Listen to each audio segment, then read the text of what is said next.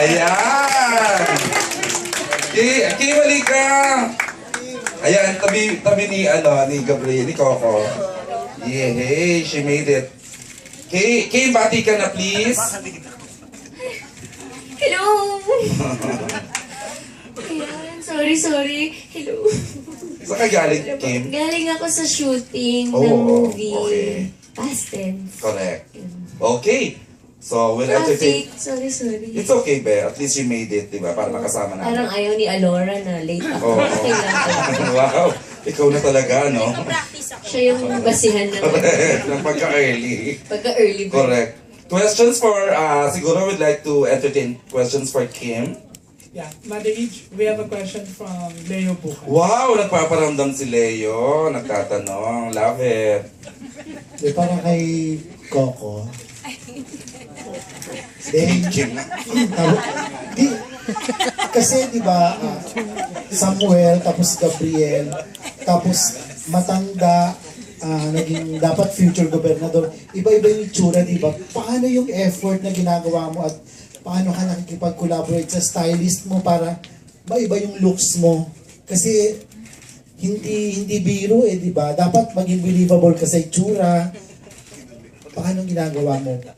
Yun nga yung sinasabi namin na medyo mahirap. Pero sabi ko sa pagtutulungan ng production, talagang inaaral na meron kami look test na para masigurado nating ibang-iba yung bawat character. Ito, nakapag-look test na kami. And then, syempre, may time ka para mag-prepare para doon sa character mo na siguraduhin na, lalo na, siguro medyo madali para sa akin dahil kabisado ko yung character ni Samuel And then kami ng mga director ko, nag-uusap kami pag nasa kami, direct, teka lang, parang mahawig yan or lumalapit yan sa character ni Samuel, dapat ibahin natin. Nagkakaroon pa rin po ng adjustment. Siyempre, tulungan po with the production. So yung mga nuances ni Samuel, wala kay Gabriel. Dapat po. Wow, challenge. Thank you. Salamat po. Relevant Si Kim. naman pala. Okay. Thanks, Leo. Okay, for Kim. Oo. Kim, first time mo makakatrabaho si Casey, so anong ina-expect mo? First time ni Kim with Casey. First time ko siya makatrabaho. Siyempre, kinakabahan. Ang dami niya ng Best Actress Award. Award ka na Wow. rin naman. Pero nakasama naman kami sa hangout, gano'n. And cool naman siya. Pero ngayon, hindi ko lang alam kung ano yung experience na mararanasan namin na mag-ate. Wow, ate. O, at saka paano mo paghahandaan ang magiging future na pagtataray niya sa'yo? Oh, yun lang. Oo. Yun ang paghahandaan ko.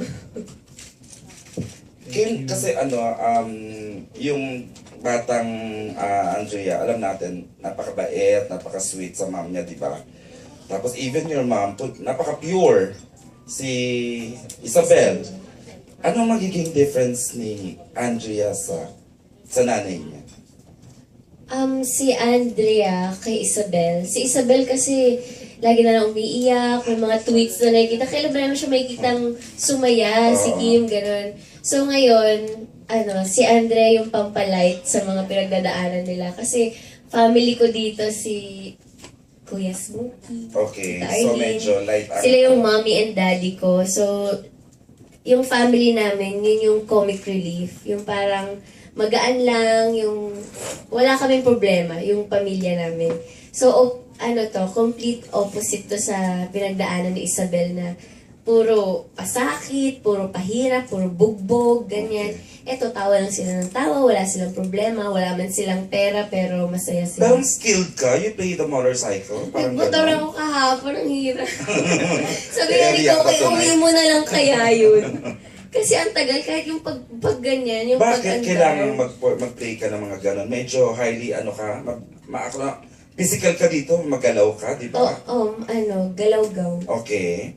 Ano bang Diba? profession ni Andrea? Ano yun, locksmith? Yun, tagagawa ng susi. Key to your heart. Wow, Yun ang wow. Key to your heart, ganon. Thanks, Kim. Gusto kong tanongin si Direk, kasi ilang generations to from